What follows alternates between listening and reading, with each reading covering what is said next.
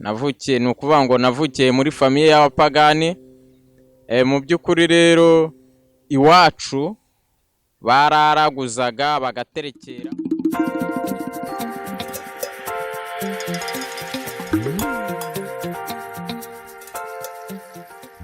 Bene data ndabashuhuje mu izina ry'umwami wacu Yesu Kristo rifite imbaraga n'ubushobozi.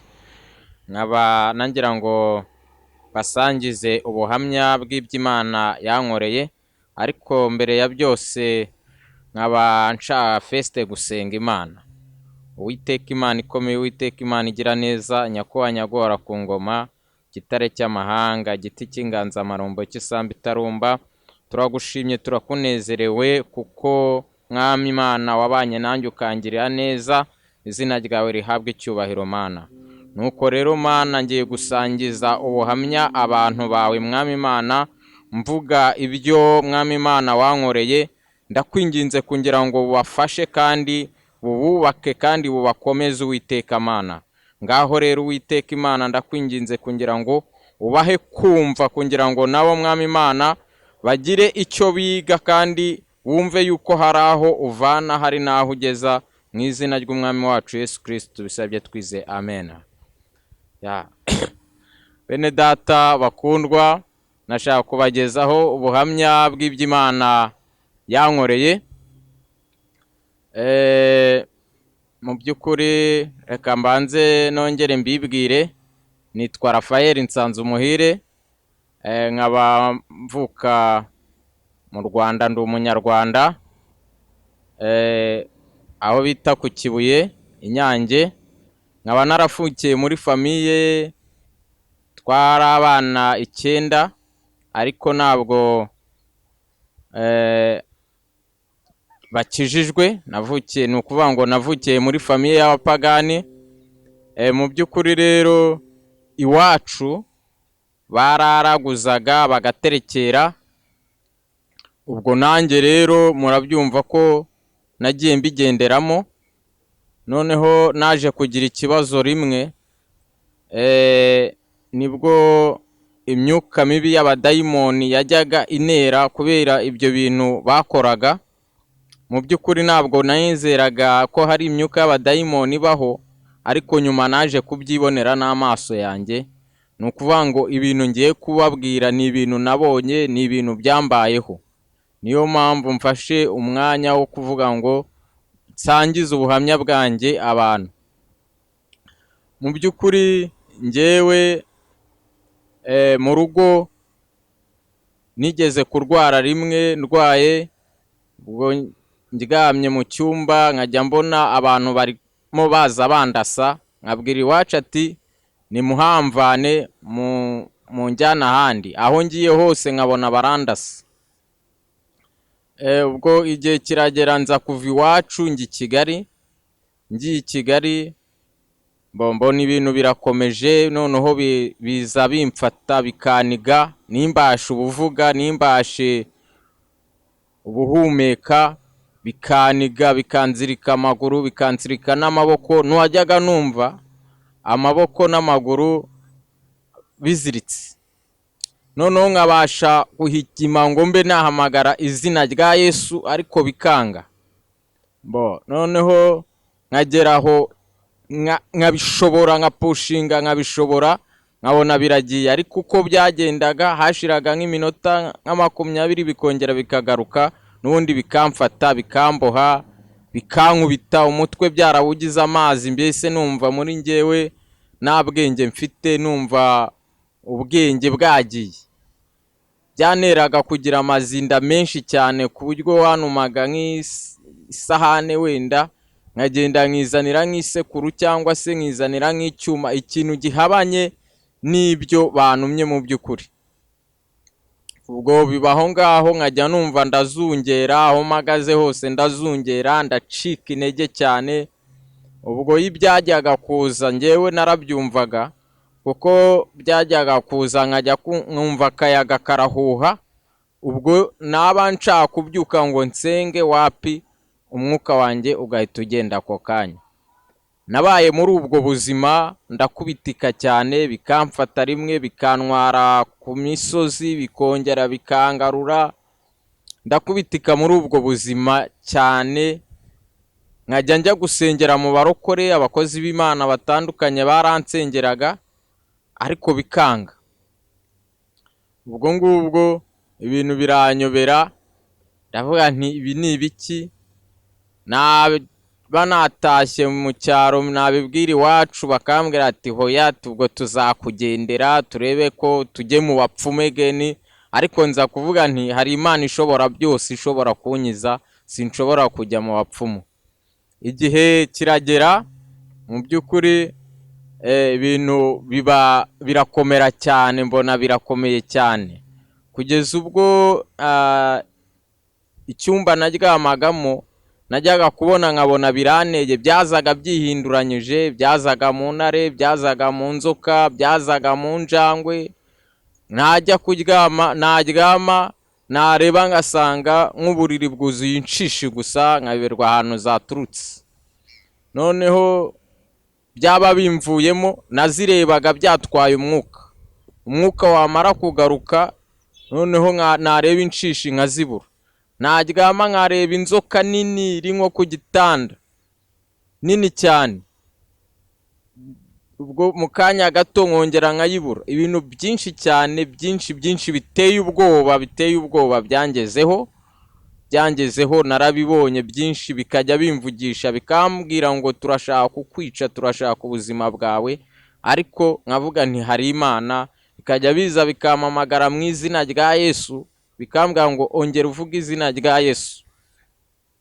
Nkarivuga, namara kurivuga nkabona ibintu biragiye.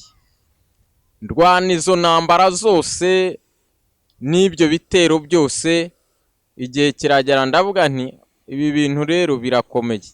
Ibyo ari byo byose, kuva ibi bintu biri mu Rwanda hari wazabihunga nkajya hanze, ariko naragera aho ngaho. Noneho naje no kujya mu Bisilamu, mba umwisilamu, nitwaga Abdul.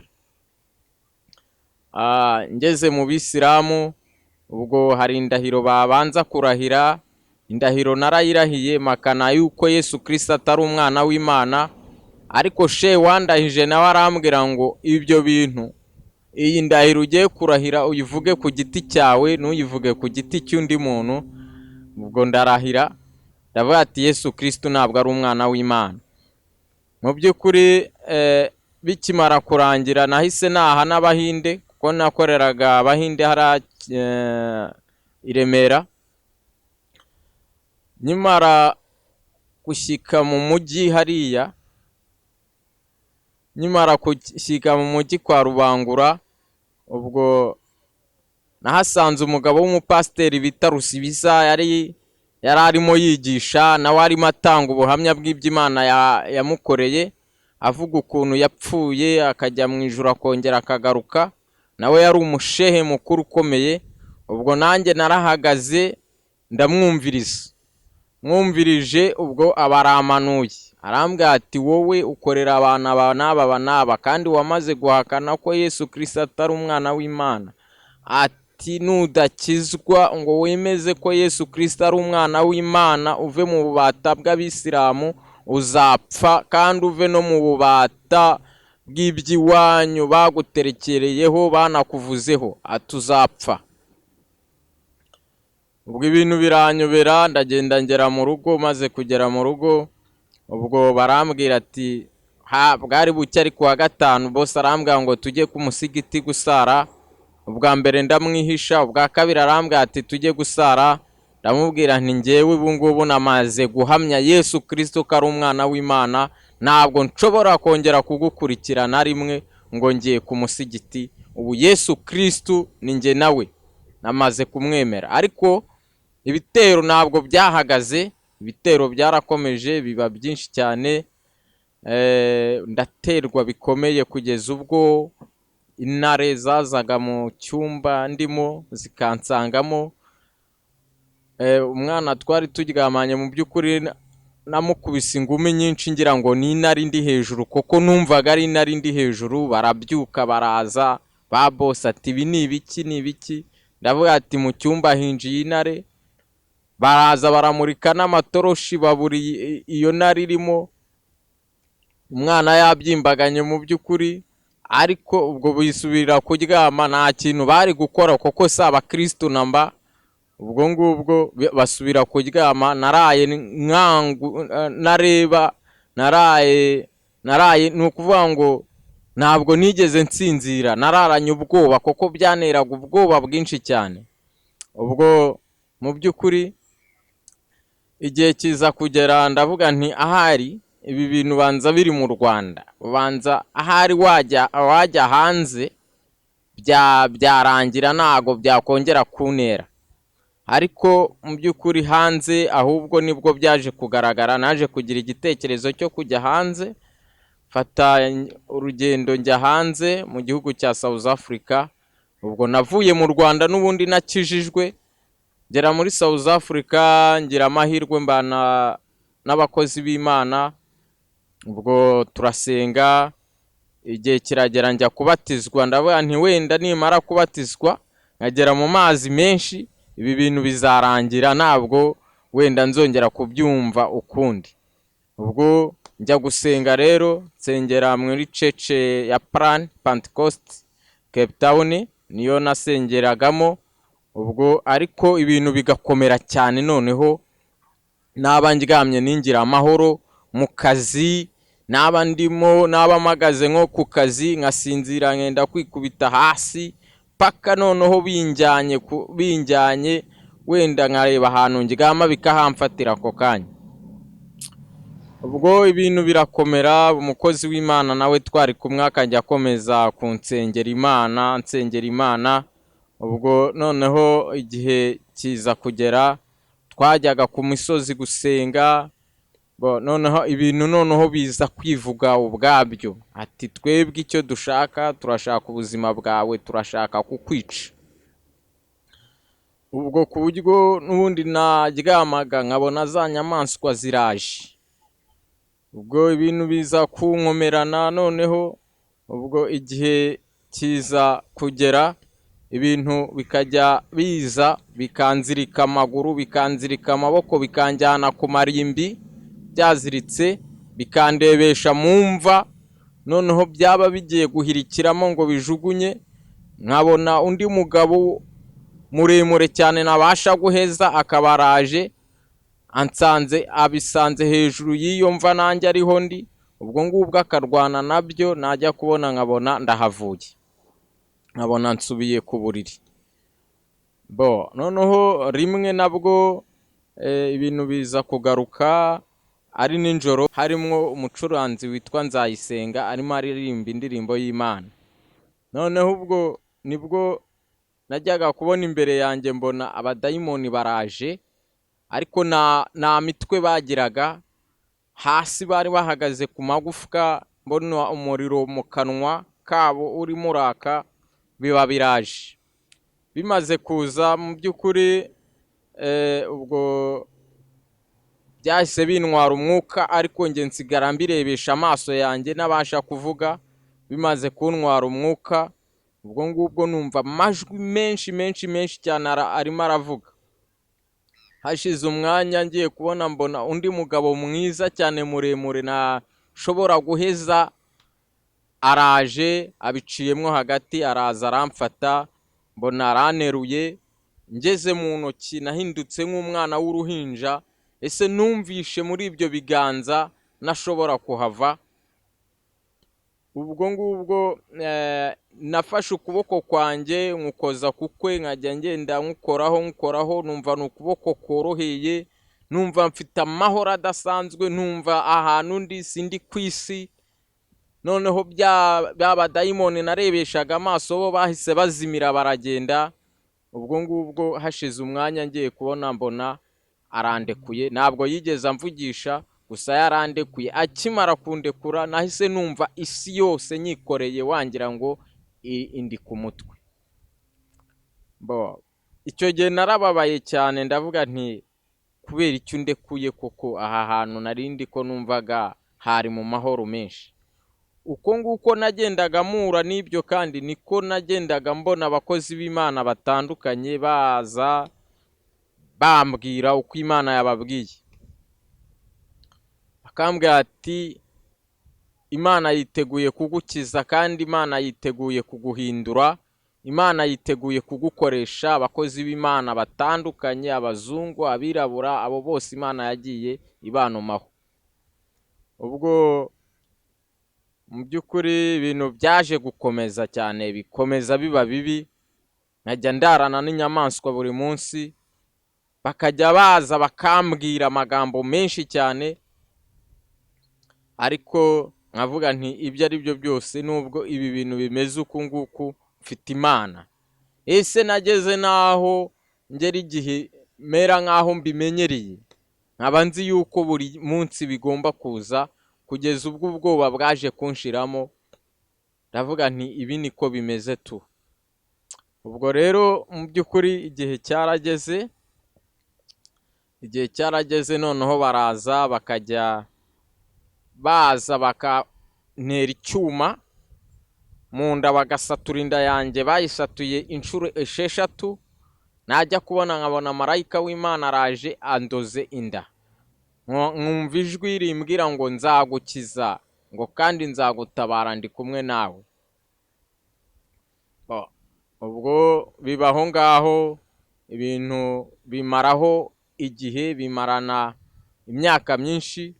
Ubwo nibwo rimwe najyaga gusenga ku musozi n'abandi bakozi b'Imana, tugiye gusenga aha hantu rero muhakurikire mwumve imbaraga za Satani, mwumve uko Satani akora, mwumve uko Satani ashobora kwiyoberanya, kandi yiyoberanya mu bintu byinshi cyane. Mu by'ukuri ntabwo najyaga numva abantu bavuga indimi nkavuga ko ibyo bintu bitabaho, ariko hari indimi ziratandukanye, hari indimi z'umwuka wera, hari n'indimi za Satani. Noneho indimi za Satani ni indimi nyinshi cyane cyane akoresha cyane. Twagiye gusenga, tugezemo hagati numva indimi ziraje, ubwo nangira guhanura. Bene data, reka mbabwire, na Satani arahanura, kandi yahanura ukangira ngo nibyo, udafite umwuka wera muri wowe ngo umwuka wera aguhishurire, wakumva yuko ibyo Satani avuga ari byo neza neza kandi ari byo kwa Satani. Ibyo rero biyobeje benshi cyane, niyo mpamvu muzajya mubona abantu birukira abahanuzi kubera ko bavuga indimi, kubera ko bafite ubuhanuzi. Ariko bene data, nababwira ngo mujye mumenya ubuhanuzi aho buturutse, mujye musenga by'ukuri, kuko Satani arahanura cyane, ariko ibyo ahanura ntabwo ari byo. Mu by'ukuri reka mbabwire bene data, Satani icyo gihe yarankoresheje ndahanura, mvuga indimi nyinshi, mvuga indimi. Bene data, n'ubwa mbere nari mvuze indimi, mvuga indimi, noneho ndanazisobanura. Icyo gihe Satani arambwira ngo guhera uyu munsi ngo ugiye kujya uhanura, arambwira ngo ubu ngubu ngo ngiye kugukoresha ahantu hose, ngo igihe amacece izajya ibitangiye igezemo hagati bari kuririmba indirimbo yo mu mwuka, ngo nawe ujye uzamuka mu mwuka utangire uhanurira abantu, batangire kumva yuko ari ubuhanuzi buturutse ku Mana. Ariko mu by'ukuri ntabwo bwari ubuhanuzi buturutse ku Mana. Icyo Satani yanshakagaho rero, yanshakagaho misiyo yuko namukorera, kuko abadayimoni barazaga bakambwira ngo tuzakujyana mu bihugu bitandukanye tugukoreshe. Ariko mu by'ukuri reka mbabwire, wakorera Satani nta mahoro ushobora kubona, ntago ushobora gushimisha Satani. Nubwo Satani yambwiraga ko agiye kunkoresha, ariko ntago yaroreraga kunkubita ijoro ryose nkarara nasinziye kandi ambwira ko agiye kunkoresha. Ni ukuvuga ngo nta byishimo biri kwa Satani, ntabwo ushobora gushimisha Satani na buhoro, ibyo wakora byose ntabwo wamushimisha. Mu by'ukuri narakubititse cyane, ndakubitika. Icyo gihe abantu baransengeye, ndara nkubita ibiti mu ishyamba nabirimbaguye, kubera ko nari mfite imbaraga zidasanzwe. Ni ukuvuga ngo umubiri wanjye wari wabaye nka ferabeto, ku buryo nakubita n'igikuta kigahirima. Mu by'ukuri Satani afite imbaraga, ariko imbaraga ze imbaraga ze nta gaciro zifite, imbaraga ze ziri hasi y'iz'Imana. Imana niyo ifite imbaraga ziri hejuru y'ibindi byose. Ubwo abantu bageze aho buracya bikimeze uko, hari ku cyumweru tujya muri cece gusenga. Tumaze kujya muri cece gusenga, mu by'ukuri batangiye kuririmba bandazamutse muri za ndimi, ariko abantu benshi batangiye gutega amatwi bangira ngo mu by'ukuri ni ubuhanuzi buri guturuka ku Mana, ariko ntabwo ari ubuhanuzi bwaturukaga ku Mana, ahubwo bwari ubuhanuzi bw'umwijima. Ubwo abayoborwaga n'umwuka wera nibo bamfashe banjyana mu cyumba, n'ubundi bajya kunsengera mu cyumba. Bene data, byarakomeje biba intambara nyinshi cyane, biba ibintu bikomeye cyane. Haba ibitero byinshi by'abadayimoni, sinzi ukuntu nabibasobanurira, ni byinshi. Ariko mu by'ukuri igihe cyarageze, ubwo byakomeje uko nguko. Abakozi b'Imana bakajya bampa umunsi wo kujya ngo bansengere. Namara kugenda muri cece ngo bansengere, mu by'ukuri reka mbabwire, bose narabakubitaga, nari mfite imbaraga zidasanzwe. Nakubitaga abantu barenga 10 bose bakagenda. Ubwo hakaza umwuka ubabwira ngo tuzongera ejo, ngo nimwicare, ngo nibicare bazongera ejo kunsengera. Ubwo ngubwo muri icyo gihe hazaga abo badayimoni bose bamayumu n'abandi bose, nibo bazaga bagakota urusengero. Ubwo bagahita bacika intege bakavuga ati tuzongera ejo, ntibamenye yuko ari izo mbaraga zibaciye intege, kuko zarababwiraga ati nimureke tubace intege, mu kanya baraba barekeye aho. Ubwo bikomeza uko nguko. Nagiye mu macece atandukanye. Mu by'ukuri reka mbabwire, nimuzabona abakozi b'Imana bakomeye ngo ari bo mwirukira ngo niho uzakirira. Imana niyo igukiza, kandi yakoresha umuntu uwo ari we wese akagusengera ugakira. Igihe cyarageze rero bene data, igihe kimaze kugera, ubwo ngubwo buri munsi bansengera Imana byaranze, ngira ngo byafashe amezi nk'3 ibintu bitarakira, ariko binkubita. Ariko abakozi b'Imana bagenda bavamo koko babonaga bibarusha imbaraga. Ubwo umukozi w'Imana umwe w'umumarawe bita Kalonga niwe wavuze ati ngiye gufata igihe cy'amasengesho, ngiye gutaha iwacu muri Marawe, nzagaruka Imana yambwiye icyo gukora. Ubwo mu by'ukuri yaje kugenda ajya mu gihugu cya Marawe. Amaze kujya mu gihugu cya Marawe aragaruka arambwira ati Rafael, ati tuzahure uyu munsi. Hari kuwa 4 saa 1 niyo saa y'amara. Arambwira ati tuzahure, nitumara guhura nzagusengera kandi ibintu byawe bizagira iherezo. Mu by'ukuri bene data, umuntu yaransengeye n'abandi bakozi b'Imana, birabanza birabakubita, ariko aravuga ngo Satani nubwo ari kuduca intege, uyu munsi niwo munsi wa nyuma. Aravuga ngo Satani nta jambo na rimwe ufite kuri uyu mwana. Ubwo barakomeza barasenga, numva imbaraga muri nge ziri kugenda ziba nkeya, zicagagurika. Ndizenguruka mba nikubise hasi. Maze kwikubita hasi, ubwo ngubwo numva hari undi muntu mvuyemo warundimo. Ubwo ngubwo numva mfite amahoro yo mu mutima. Noneho navugaga indimi nyinshi cyane, nyinshi, kugeza ubwo n'ikinyarwanda cyagendaga nkavuga indimi gusa. Ikinyarwanda cyagiye sinabasha kuba nasoma Bible, bampaga Bible ngo nsome, amarira akaza, bikaza bigahuma amaso, nimbashe kuba ubwasoma Bibiliya. Ubwo mu by'ukuri nkomeze. Ubwo ngubwo icyo gihe baransengera mba nikubise hasi. Maze kwikubita hasi, ubwo ngubwo hazamo mu gihe cyo kuzanzamuka ngarutse bafatanya amaboko, ubwo ngubwo nibwo najyaga kumva numva indirimbo injemo ivuga ngo ni igihe gito intambara zigashira. Iyo ndirimbo ndayiririmba, ariko iyo ndirimbo ndashaka kubabwira ko nayiririmbaga mu mwuka. Iyo ndirimbo yose nayiririmbye nayizi, nkumva irimo irasohoka, nkumva ni amagambo ari gusohoka sohoka irarangira. Imana irambwira ibintu byose bikomeye cyane.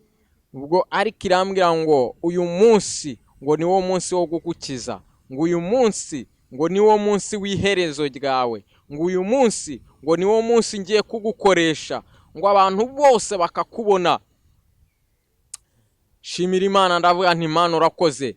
Reka mbabwire, bya birimi byose byaracikaguritse biragenda, indimi zose navugaga z'abadayimoni ziragenda. Ubwo ngubwo Imana irambwira ngo nguhaye ururimi rushyashya, irambwira ngo nkugize umuhanuzi, ngo uzahanurira amahanga. Ubwo nibwo natangiye kugira nibwo Imana yampaye umwuka w'ubuhanuzi wo kutangira guhanura. Irambwira ngo nzaguha ijambo. Ese imbwira ibintu byinshi, imbwira amasezerano yayo. Ubwo ndavuga nti Imana ushimwe cyane ko uri Imana, urabikoze. Ariko ubwo ngubwo Satani ntabwo yishimye. Nubwo icyo gihe nakize, ibyo byose bikagenda, nkabona n'umwuka w'ubuhanuzi mushya, ni ukuvuga ngo umutwe yawujemo. Najya ngenda nkumva umutwe urimo amazi, nagenda nkumva umutwe ni amazi gusa. Ubwo Imana ihagurutse undi mugabo mu Rwanda, imaze kumuhagurutsa mu Rwanda nawe araza aransengera. Amaze kunsengera noneho numva ndakize, numva wa mutwe rwose, numva ibintu bibaye rwose mahwe, numva nta kibazo mfite, numva ahubwo mfite imbaraga zo gukorera Imana, numva mfite umwuka w'ubuhanuzi, noneho umwuka w'ubuhanuzi nyawo. Satani, reka mbanze mbabwire, abahanuzi mugomba kujya mubamenya cyane. Nuzabona umuntu afite umwuka w'ubuhanuzi agatangira agafata ibintu byose agakubita hasi, intebe agaterera hejuru, uwo mwuka uzahita uwucyaha, uvuga ati uyu mwuka ntabwo ari uw'Imana.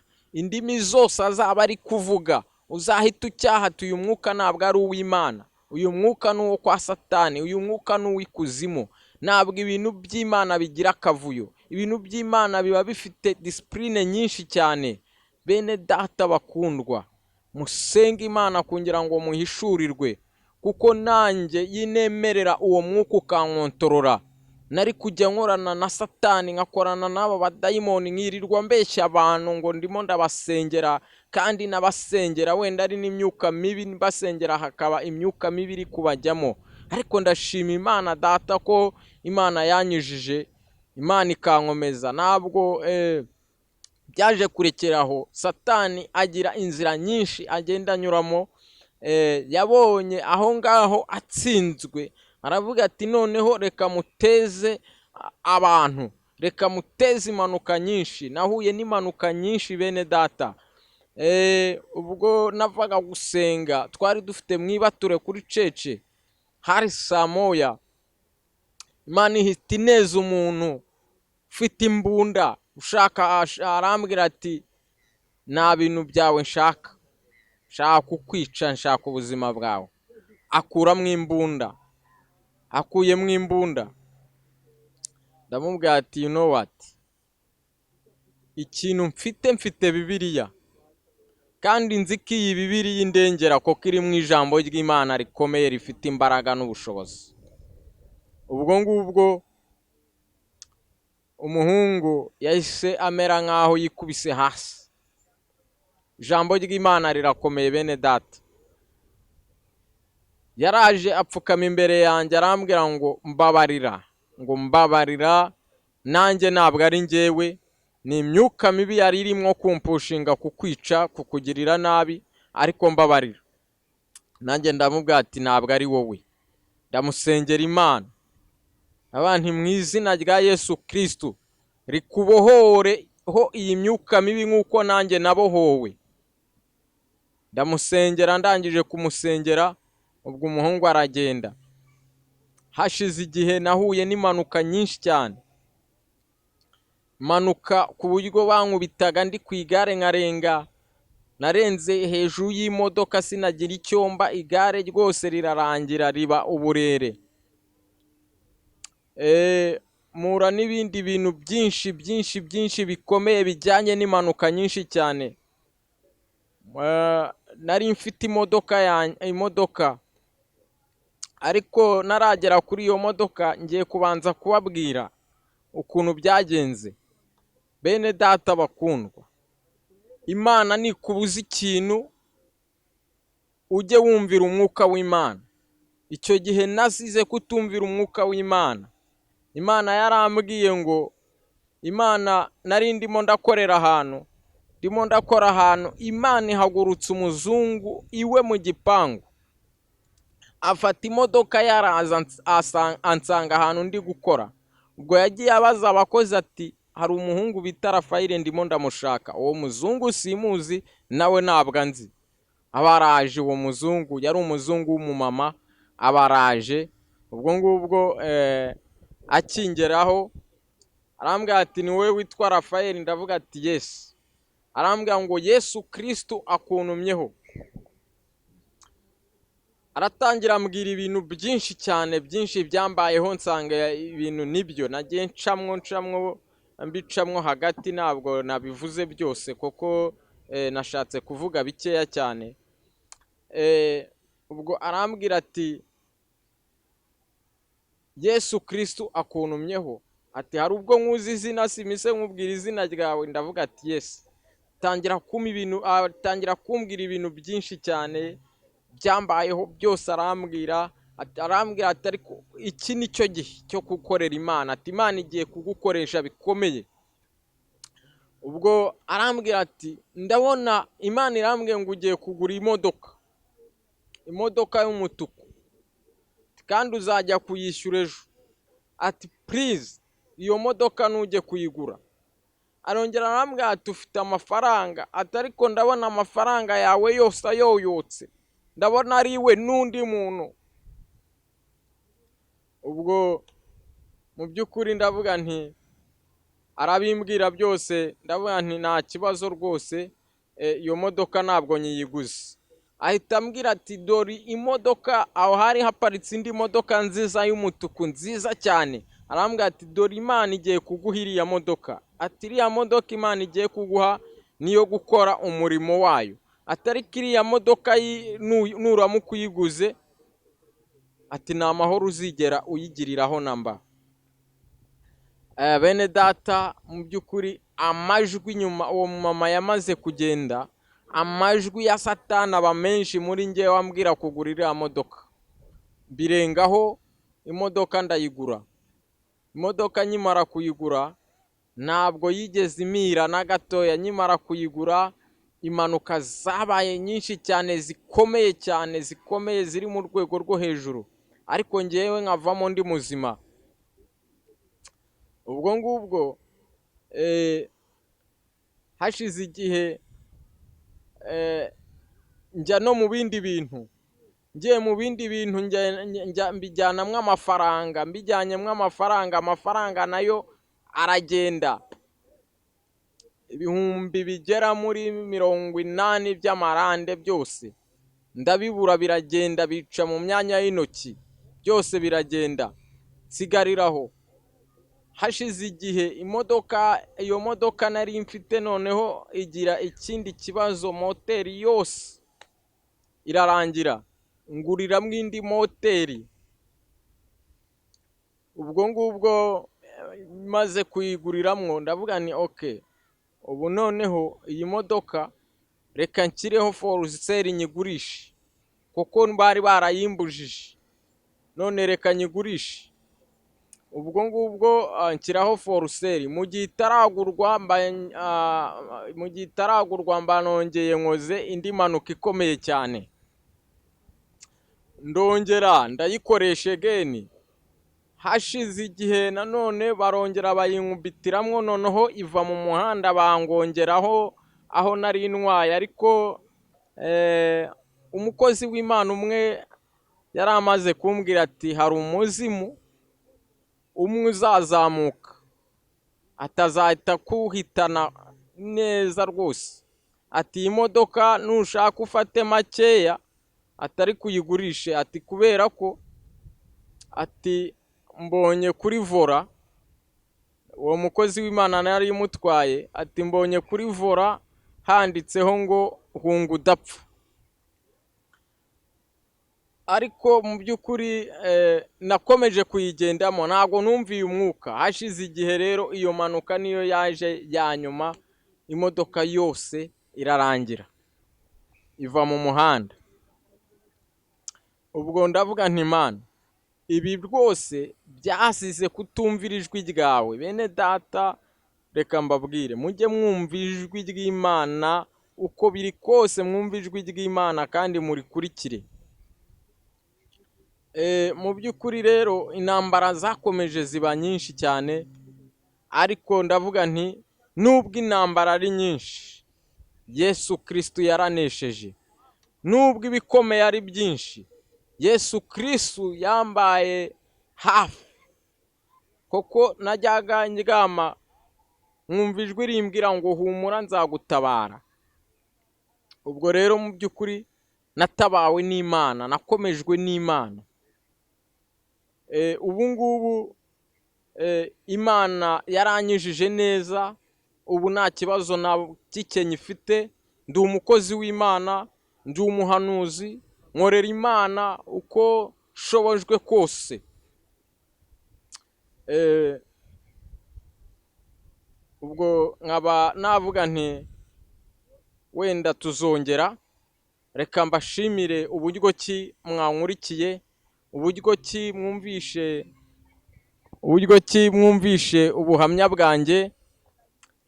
Ibintu ni byinshi, ntabwo nabivuga ngo mbirangize, ariko babwije ukuri nahuye n'ibitero byinshi cyane bikomeye birenze, ariko ubu Yesu